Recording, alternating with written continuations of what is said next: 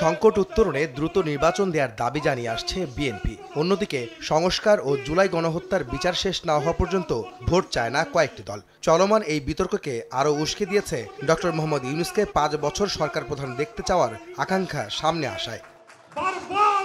নির্বাচনে বিপুল জনসমর্থন পাবে বিএনপি এমন দাবি করে বিএনপি মহাসচিব বলেন, এই ভয়েই তাদেরকে টার্গেট করছে ষড়যন্ত্রকারীরা। চলছে নির্বাচন পেছানোর ষড়যন্ত্র।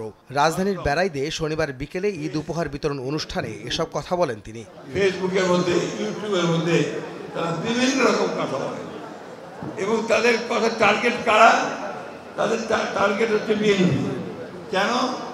তারা জানে যে নির্বাচন যদি হয় তাহলে বিএনপি বিপুল সংখ্যাগরিষ্ঠতায় নির্বাচন করবে।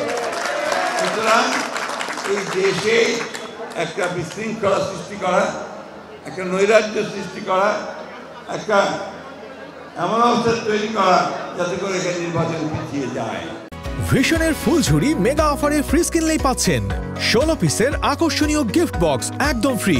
জনগণের ভোটাধিকার ফিরিয়ে দেওয়ার দাবিতে ফ্যাসিস্ট সরকারের বিরুদ্ধে আন্দোলন হয়েছে এমন মন্তব্য করে অন্তর্বর্তী সরকারকে দ্রুত লেভেল প্লেইং ফিল্ড তৈরি করে ভোটের ব্যবস্থা করার আহ্বান জানান মির্জা ফখরুল। সরকার আমরাই তাকে নিয়ে এসেছি যে তিনি তার প্রধান দায়িত্ব যেটা অতি অল্প সময়ের মধ্যে তিনি সবকিছু গুছিয়ে নিয়ে একটা লেভেল প্লেইং ফিল্ড তৈরি করবেন এবং সেখানে তিনি একটা নির্বাচনের ব্যবস্থা করবেন। আমরা যখনই নির্বাচনের কথা বলতে চাই তখন কিছু কিছু মানুষ আছে বলে, আরে বিএনপি নির্বাচন করে, নির্বাচনই তো করবো, কারণ সমস্ত সংগ্রাম তো আমাদের হচ্ছে নির্বাচনের জন্য।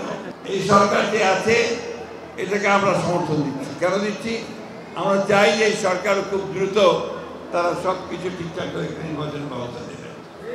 তার মানে এই না তারা অনির্দিষ্ট কালের জন্য ওই সংস্কার করবেন আর নির্বাচন হবে না, জনগণ তার প্রতিনিধি পাবে না। এটা কি আপনারা চান? ষড়যন্ত্র রুখে দিয়ে গণতন্ত্র প্রতিষ্ঠায় সবাইকে প্রস্তুত থাকার আহ্বান জানিয়ে তিনি বলেন, দেশের স্বার্থে প্রয়োজনে আবারও আন্দোলনে নামবে বিএনপি।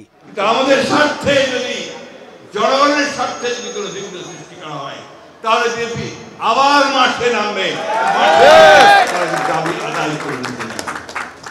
আমি কথাগুলো বলছি এই জন্যে যে আমাদেরকে প্রস্তুত থাকতে হবে। ষড়যন্ত্র হচ্ছে, চক্রান্ত হচ্ছে দেশে বিদেশে, আপনাদেরকে আবার আপনাদের ভোটের অধিকার থেকে বঞ্চিত করবার জন্য। বিদেশে বসে দেশের মানুষকে উত্তেজিত করে বিভাজন তৈরি না করতে প্রবাসীদের প্রতি আহ্বান জানান বিএনপি মহাসচিব। আহমেদ সালেহীন, সময় সংবাদ, ঢাকা।